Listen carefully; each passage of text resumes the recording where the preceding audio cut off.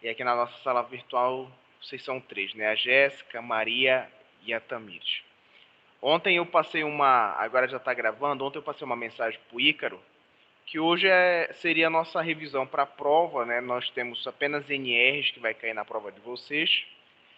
E na terça-feira que vem vocês estão liberados, eu tenho uma outra audiência também para variar, então a gente não tem esse momento na próxima aula. E na outra semana já é semana de prova, já está todo mundo já, como é que eu posso dizer, já está bem concentrado, né, para essa semana de prova. Eu vou repetir aqui para vocês, eu até anotei aqui no meu celular, nós temos apenas algumas NRs que vão cair na prova, né? Essas NRs são a NR 1, 4, 5, 6, 7, 9, 17, 24 e 32.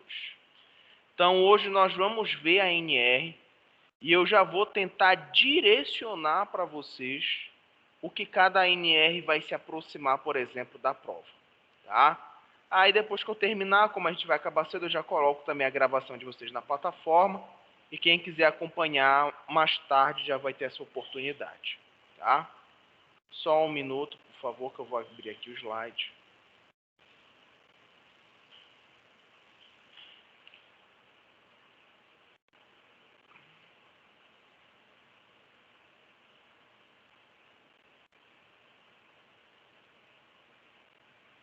Pessoal de casa, tá conseguindo ver o slide, sim ou não? Sim. Sim? Perfeito. Então, olhem só. Primeira coisa importante que nós temos que saber para a prova de vocês, para o futuro profissional de quem trabalhar na área, né? O que significa NR? A NR significa norma regulamentadora. E o que é que ela faz? As NRs, na verdade, elas são um conjunto de normativas que vão dar substância, vão ser os pilares de toda a legislação trabalhista. Então, quando a gente fala em ambiente de trabalho, quando a gente fala de direitos e deveres, quando a gente fala da estrutura física do ambiente de trabalho, tudo que normaliza essas estruturas está relacionado à NR. A NR, ela faz parte das consolidações da Lei do Trabalho, ou seja, o que nós chamamos de CLT. É importante a gente entender que as NRs, elas não surgiram todas de uma vez, né? Nós temos hoje aproximadamente umas 36 NRs, sendo que uma ou duas elas já estão sendo vetadas, né? Então elas não vão ser mais utilizadas. Quando a gente fala na NR, significa dizer que esses padrões criados, né, eles podem ser modificados. É por isso que hoje em 2021, por exemplo, tem NR que, não vai ser vetada e não vai ser mais utilizada. O ambiente de trabalho, ele é mutável. Significa dizer que nós vamos ter futuramente novas profissões e novos ambientes de trabalho que nós não estávamos preparados ainda. Qual é o exemplo que a gente tem disso? Vou dar, por exemplo, para vocês um exemplo aqui. Lá nos Estados Unidos, o homem mais rico do mundo, ele é o dono da SpaceX, que o pessoal chama. É a primeira empresa privada que vai fazer as viagens espaciais, né? Então, por exemplo, ano passado, eles protagonizaram um vídeo muito legal, que foi o retorno de um foguete que voltou e parou na mesma posição em que ele saiu, né? Então, o dono da SpaceX já tem viagens marcadas com tripulação, né, civil para ir para o espaço. Se eu não me engano, é em 2022, agora ano que vem. Isso significa dizer que uma viagem interplanetária vai ocorrer e que você vai ter funcionários de uma empresa que vão fazer isso. Aí eu pergunto para vocês, que riscos a gente vai enfrentar no espaço? É algo inovador, né? É algo que daqui da Terra a gente não tem noção. A gente projeta, mas nós sabemos que, por exemplo, para você conhecer um risco, você precisa estar inserido no mercado, né? Você precisa estar inserido no ambiente para identificar. Então, provavelmente lá vão surgir novas formas, talvez de aposentadoria, de proteção, entre outros elementos quaisquer, tá? Primeira NR que nós temos na prova de vocês é a NR1.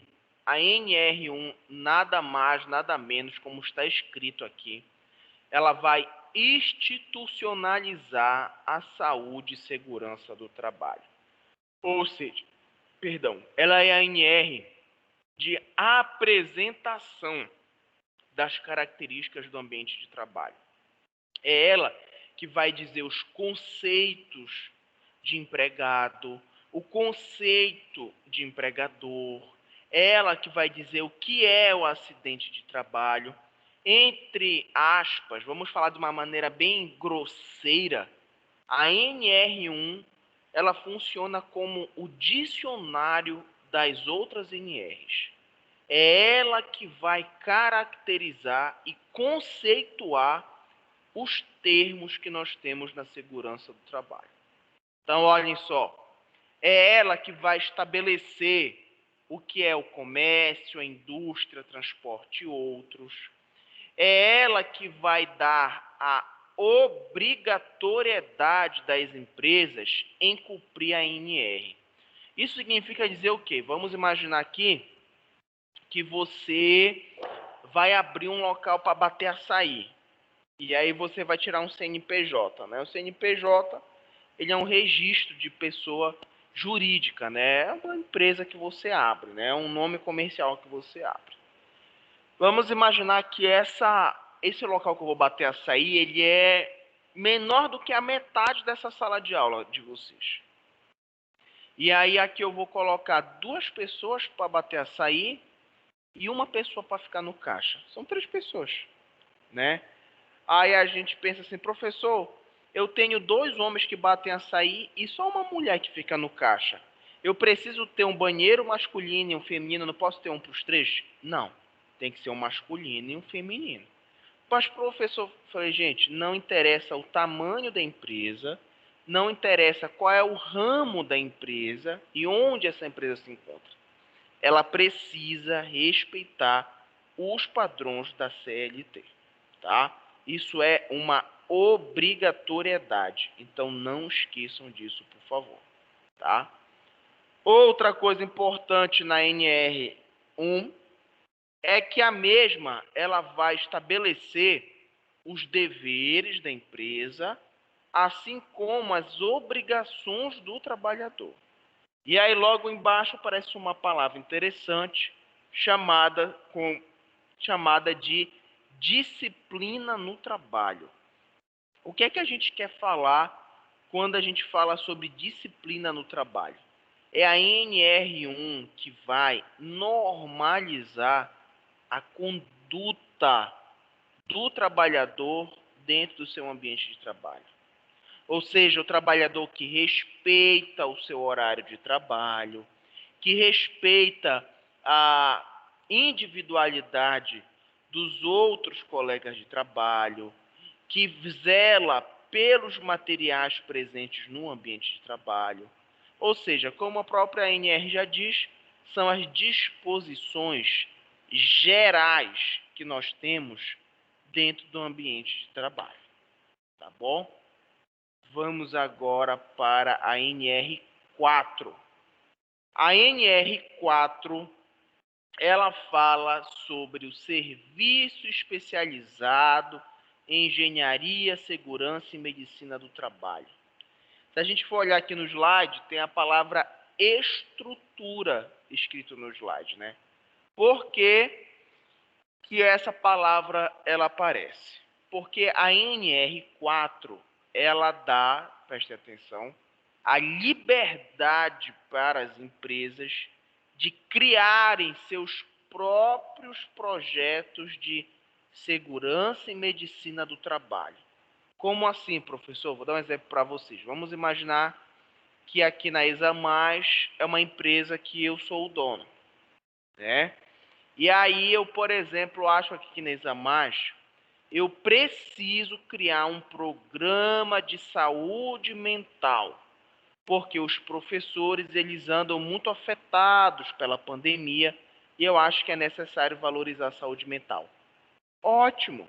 Então eu tenho autonomia de criar esse programa de saúde mental. Ah, professor, eu sou dono de uma empresa de transporte público, né? Tenho vários ônibus em Belém. E eu percebo que mais da metade dos meus motoristas e cobradores, eles estão com sobrepeso ou obesidade. Então eu quero criar um programa de combate à hipertensão e diabetes. Posso fazer isso? Claro, você tem toda a autonomia. Professor, isso gasta? Isso tem despesa? Tem. A gente sabe que o dono da empresa vai gastar com material e tudo mais. Então é toda empresa que faz isso? Não. A maioria das empresas visam só o quê? Lucro, lucro, lucro. E deixam de lado esses gastos que eles acham desnecessários. Mas nós temos grandes empresas como a Hidro, como o Senai, que têm vários projetos e programas de prevenção de doenças dentro do seu serviço de segurança e medicina do trabalho. Tá? Além disso, esse serviço especializado ele vai nos permitir a obrigatoriedade do SESMIT. Isso significa dizer que toda empresa ela deve, de alguma forma, estar ligada a um processo de segurança e medicina do trabalho. Então, por exemplo, professor, todo trabalhador que ele carteira assinada, que ele vai começar um trabalho, ele faz exame admissional, ele tem a obrigatoriedade de fazer. Quem amarra a obrigatoriedade é o SESMIT junto à NR4. Tá bom? Outra NR importante que vai cair na prova de vocês é a NR5. A NR5, gente, ela propõe o que nós chamamos de CIPA. É a Comissão Interna de Prevenção de Acidentes. Quando a gente olha para uma imagem como essa, a gente vê o dono da empresa tentando esconder da CIPA um acidente ocupacional. A CIPA ela é formada tanto por representantes do chefe, ou seja, do empregador, como representantes dos empregados, né? E aí, qual é a grande função da CIPA? Gente, a grande função da CIPA é a fiscalização com o objetivo de orientação, ou o que a gente chama de educação. Oi? Isso, e orientação. A CIPA, ela não tem a função punitiva, tá? Então a CIPA não pode chegar para o trabalhador e falar assim, olha, você escorregou, então você vai ter que pagar uma multa de 100 mil reais, de 50 mil reais, de 20 mil reais. Ou, por exemplo, olha, você escorregou no seu ambiente de trabalho, então você vai ser demitido. A CIPA não pode e não deve realizar esse tipo de ação. Mas os trabalhadores costumam ter um medo muito grande perante os membros da CIPA. Por quê? Porque às vezes os próprios membros da CIPA, de maneira irregular, eles acabam criando medo sobre o trabalhador. Eles tentam exercer influência negativa sobre o trabalhador. E aí o trabalhador fica com medo da CIPA e aí acaba evitando alguns comentários que seriam importantes para esse meio, tá? Deixa eu ver aqui a próxima NR, é a 6. Bom, nossa próxima NR que cai na prova é a NR6. A NR6 fala sobre os equipamentos de proteção individual, o que nós chamamos de EPI. Gente, qual é a coisa mais importante que a gente pode entender sobre EPI para a nossa prova ou para o nosso entendimento de maneira geral? É que o EPI ele existe pelo fato da gente não conseguir anular um risco dentro do ambiente de trabalho.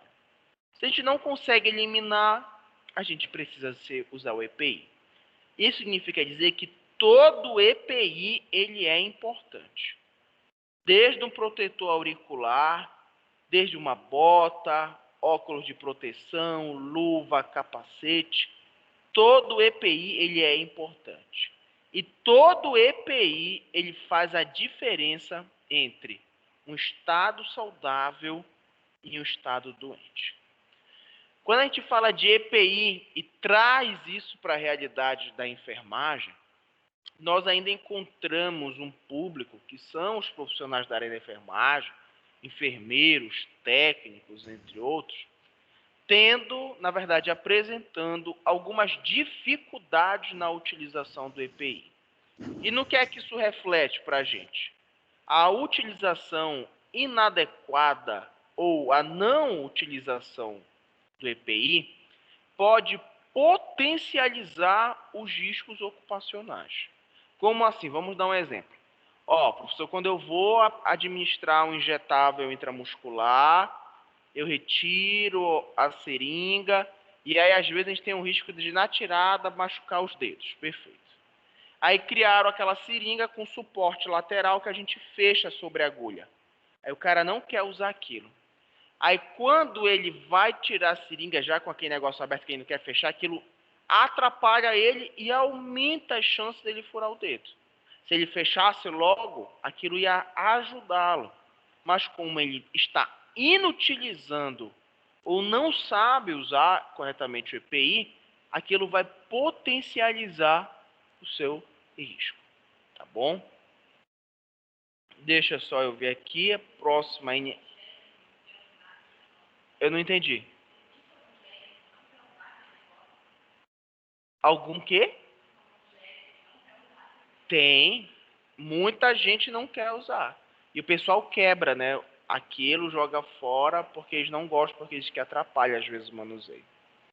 Perigosíssimo isso aí. Bom, gente, nossa próxima NR é o que nós chamamos de PCMSO, a NR7.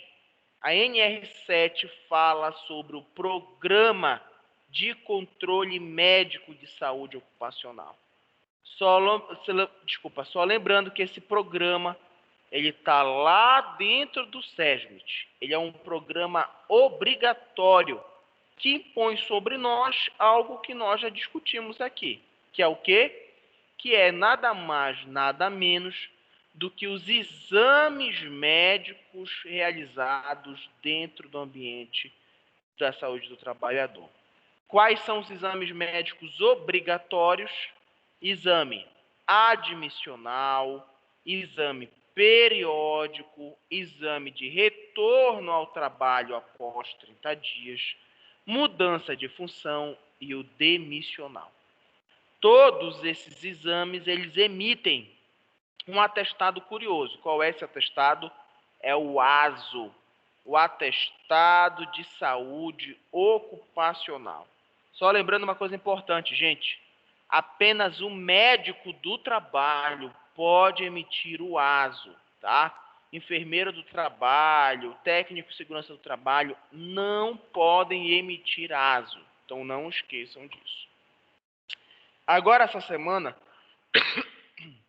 ocorreu, algo curioso. Nosso presidente Jair Bolsonaro, ele decretou que existe agora a obrigatoriedade do afastamento de mulheres grávidas do ambiente de trabalho. Não sei se vocês viram isso, mas é uma lei bem direta, né? A lei tem metade de uma folha. E ele determina a obrigatoriedade, enquanto o país estiver em estado de emergência, é preciso afastar todas as mulheres grávidas do ambiente de trabalho. Isso foi feito, acho que, quinta-feira passada. A lei saiu. E aí, o que é que acontece, gente? A mulher tem 3 meses, 7 meses, 5 meses. Isso é obrigatório. Obrigatório. Isso não é negociável. Por exemplo, se a chefia falar assim, fulana de tal, Você está grávida, você quer ficar em casa? Não, égua não, chefe, a única coisa que eu não quero é ficar em casa. Então você assina um termo dizendo que por sua livre e espontânea vontade você quer ficar no ambiente de trabalho. Pode fazer o documento, isso não tem validade. Né? Ela não assume porque isso é legislatório. É a mesma coisa que se eu falasse assim para vocês, olha, eu não posso matar, mas eu vou matar essa pessoa porque eu vou assinar um documento aqui porque eu vou matar, porque eu estou muito estressado. Isso não tem justificativo. Matou, matou. Descumpriu a lei, descumpriu a lei. Né? Então, ainda tem empresas que estão mantendo gestantes no ambiente de trabalho. Não pode. Não existe negociação para isso. Não pode. Saiu quinta-feira. Pois é, provavelmente eles vão, já essa semana deve ter se adaptado. Se fizer isso, ela pode, como é que eu digo, denunciar ou algo do tipo, né? Mas uma denúncia anônima, ninguém vai saber que foi ela, tá? Então, gente, o que é que a gente não pode esquecer da NR7? Os exames médicos realizados e lembrar que a emissão do ASO sempre é feita por um médico, tá bom? Vamos agora para a NR9, tá? A NR9, ela fala sobre sobre o PPRA, Congelou. que é o nosso. Oi? Tá me ouvindo agora? Oi. Oi, Maria Denaide, você tá me ouvindo? Ah, sim. Tinha Pessoal, congelado. tá? Tá, perfeito. Vamos continuar aqui. Então, a nossa NR nova fala sobre o PPRA. É o Programa de Prevenção de Riscos Ambientais. O que é que significa o PPRA, gente? O PPRA nada mais é do que uma estruturação de normas e regras que visam a segurança do trabalhador. É isso. Por exemplo, vamos imaginar que eu estou aqui no corredor principal da biblioteca. E aqui na nossa sala de aula funciona uma caldeira, né? Ou seja, a temperatura aqui dentro é muito alta. Então, pelo meu PPRA, eu vou criar um conjunto de informações, por exemplo, vou colocar uma placa ali na frente da sala de aula. Cuidado, alta temperatura. Ótimo. Isso é uma estruturação visual que ajuda na segurança do indivíduo. Eu não sei se vocês lembram, devem ter visto, o acidente que ocorreu no sábado retrasado, envolvendo aquela moça cozinheira lá atrás do terminal. Vocês lembram? Devem ter visto, né? Que explodiu, na verdade, aquele botijão de gás. O que será que aconteceu com aquela mulher? Muitas pessoas pensam que o gás estava, por exemplo, vazando desde o dia anterior, ela foi lá, acionou, explodiu tudo. Essa hipótese ela é praticamente descartada. Por quê? O gás de cozinha, como qualquer outro gás, ele não tem cheiro, né? E aí o que fizeram? Acrescentaram enxofre no gás de cozinha justamente para a gente sentir o odor quando ele está fugindo. Senão a gente pode intoxicar e morrer, né? Então, provavelmente ela teve um problema no circuito da mangueira do gás, que o que é que acontece? O gás por si só, ele tem uma trava de segurança.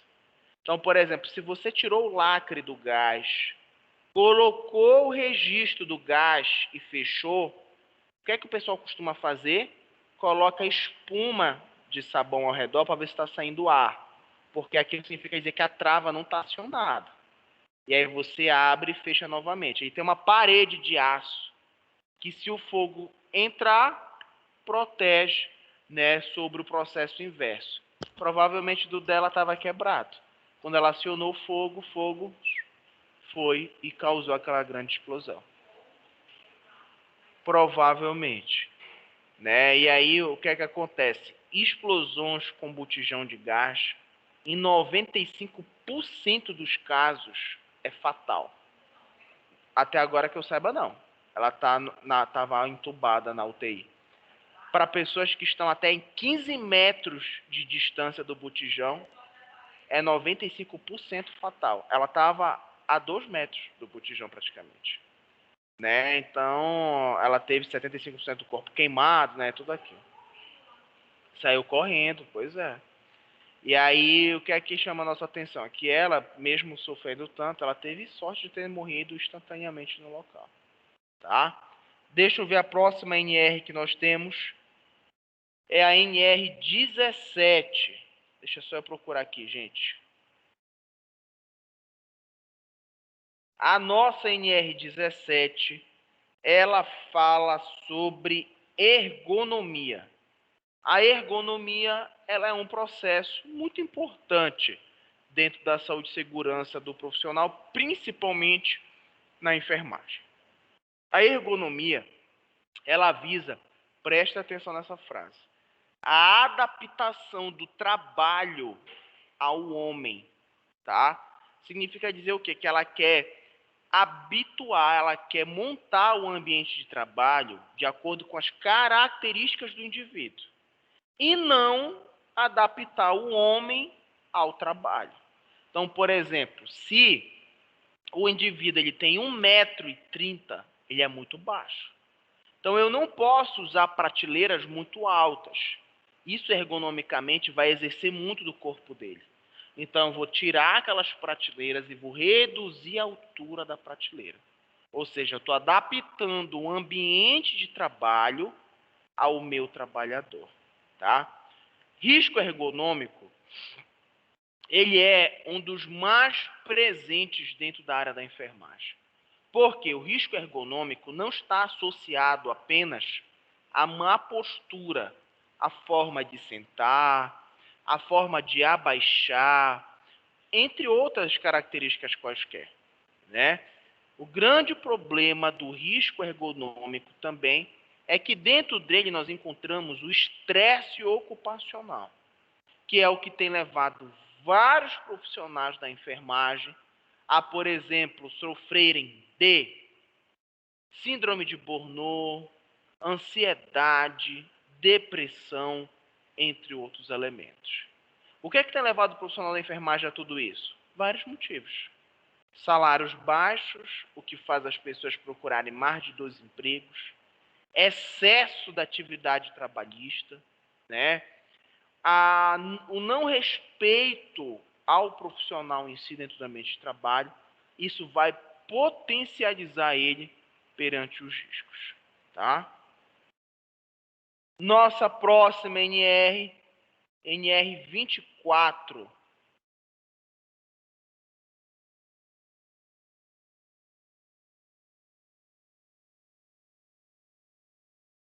Nossa NR24, ela fala de condições sanitárias e de conforto nos locais de trabalho. Nessa NR para nossa prova, nós não precisamos, por exemplo, ficar calculando, professor, quantos metros precisa ter de um mictório para o outro, de um vaso para o outro. Não, não é isso.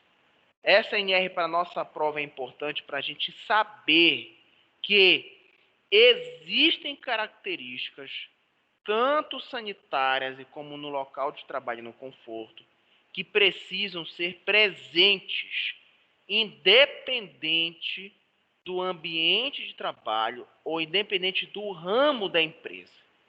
Entre essas condições, nós temos, por exemplo, a estruturação dos sanitários, nós temos, por exemplo, a disposição de pias, nós temos o distanciamento entre mictórios, nós temos aqui a estruturação do que são vestiários, ou seja, ela é considerada uma NR estrutural, ou seja, vai caracterizar os ambientes onde o trabalhador se encontra. Vestiário, banheiro, cozinha, entre outros, tá? Então é uma NR bem pequena para atendimento para a prova. E a nossa última NR que nós temos para a prova é a NR32. A NR32 talvez seja a NR mais importante para a enfermagem, tá? Porque ela fala sobre segurança e saúde no trabalho em serviços de saúde. Essa NR especificamente fala sobre risco biológico, sobre risco de acidente, fala sobre o uso de EPI, fala sobre PCMSO, ou seja, nós temos uma NR, preste atenção, exclusiva para a saúde, mas que aborda várias outras NRs exclusivamente nessa, tá? Então ela vai falar sobre como se prevenir de acidente perfuro cortante, de como evitar a contaminação por vírus, bactéria, entre outras perguntas. Alguém tem alguma pergunta?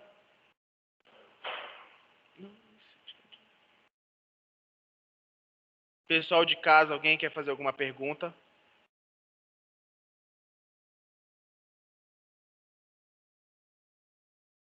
Amanda, Lucilene, Carmen, Maria Adenaide, Marlúcia. 32. E professor?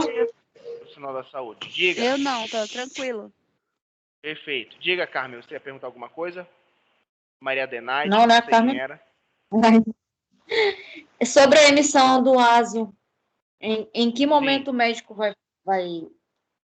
fazer? O ASO ele é emitido naquele momento do exame. Por exemplo, olha, agora eu fui para o ambiente de trabalho. E aí eu vou começar a trabalhar. E o que é que acontece? Eu vou fazer meu exame admissional. Quando eu for fazer o exame, o médico já emite um atestado de saúde ocupacional, dizendo que eu estou apto ao trabalho, entendeu? Então, um ASO sempre é emitido durante os exames ocupacionais. E aí ele está apto ao trabalho. Muitas empresas, às vezes, quando vão contratar uma grande quantidade de trabalhadores, por exemplo, vou contratar 1.000 trabalhadores, que a gente vê no jornal aquelas filas imensas nas empresas, eles já pedem para o trabalhador levar. Aí o trabalhador procura um médico do trabalho, faz a consulta, ele já emite o ASO, que é o atestado de saúde ocupacional. Tá certo? No caso, eles têm que gerar, mas têm que entregar uma cópia para o colaborador? Tem. Hoje em dia está sendo entregado 3 cópias do ASO.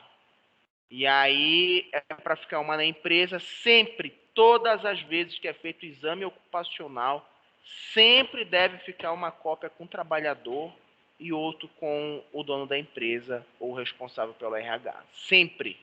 Sempre o trabalhador tem que ter uma cópia própria.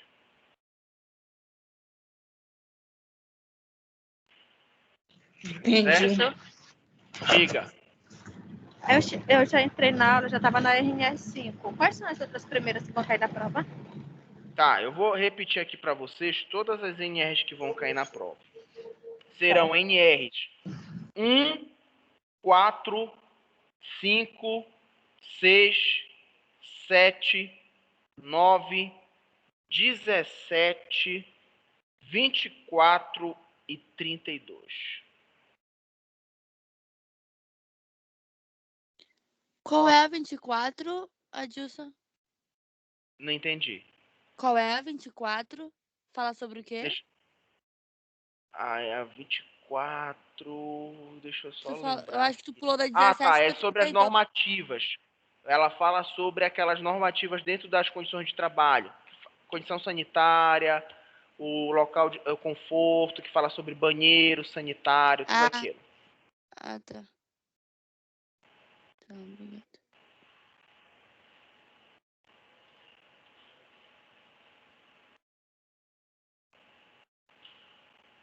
Tem alguma pergunta, querida?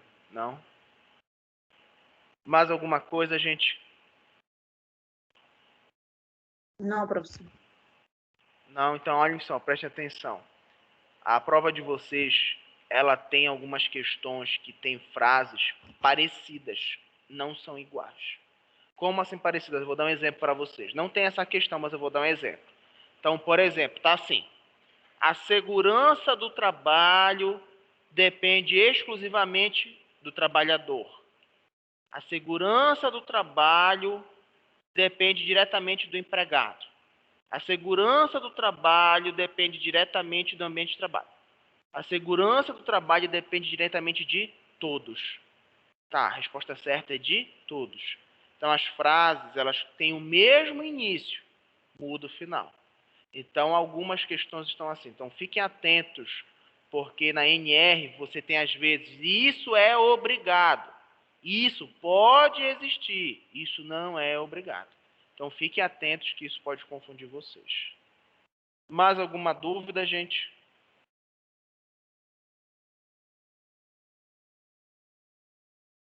Não? Então eu vou logo fechar aqui, vou botar logo a aula de vocês na plataforma. Se alguém tiver alguma dúvida, me mande no WhatsApp, tá? Ou qualquer outra coisa, podem me procurar individualmente, tá bom? Então, um beijo enorme. Fiquem atentos para quem faltar, quem faltou a primeira avaliação ou faltar a segunda avaliação, nosso conteúdo é todo o conteúdo da primeira e da segunda, tá? E quem faltar a Professor, só foi segunda... um trabalho seu, né? Exato. Quem for para a verificação final, todo o conteúdo da primeira e da segunda avaliação. Não é um conteúdo muito difícil, tá? O conteúdo da primeira avaliação é o que é acidente ocupacional, tipo de riscos, e o conteúdo da segunda é só NR, tá bom? Não, professor, eu lhe perguntei se só foi um trabalho que o senhor passou. Sim, Só foi. foi um, né? Aquele que a gente viu Isso, pelo WhatsApp. exato. Certo, gente? Então fiquem com Deus. Um beijo enorme, boa prova a todos, tá bom? Tchau, tchau. Tchau. Tchau, professor. Obrigada. Tchau, tchau, nada.